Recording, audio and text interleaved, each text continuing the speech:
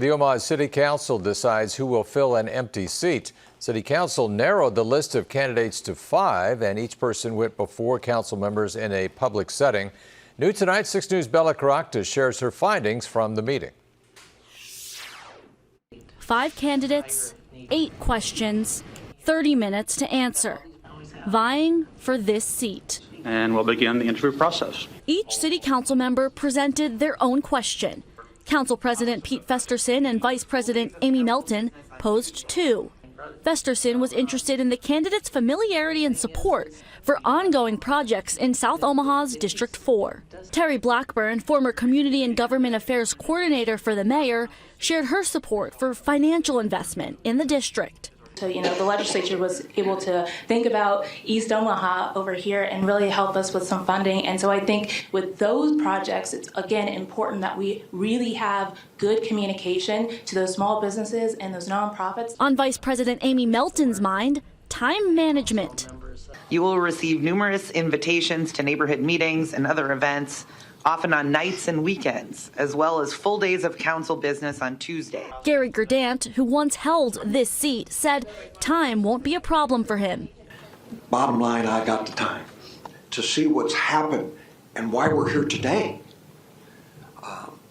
is what drew me, the gravity of that drew me back in. Councilwoman Juanita Johnson wanted to know the candidates' efforts on diversity, equity, and inclusion. District 4 does have a strong and large Latino population. This council has the opportunity to appoint the very first Latino to ever serve on the council. Councilman Danny Begley asked what they thought the biggest issues are for the district. The most important issue in the district today is filling this vacancy. And once that vacancy is filled, it's restoring the confidence in that seat in that district. The 5 candidates had similar thoughts on Councilman Don Rowe's question about balancing district priorities with the rest of the city. And Councilman Brinker Harding wanted to know about resolving the concerns of their constituents. We all have problems, but we have the same city services.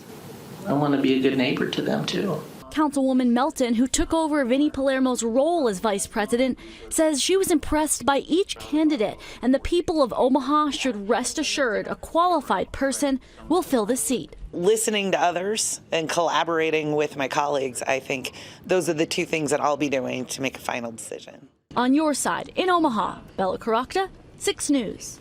The City Council has until Tuesday of next week to announce their final choice for the District 4 seat.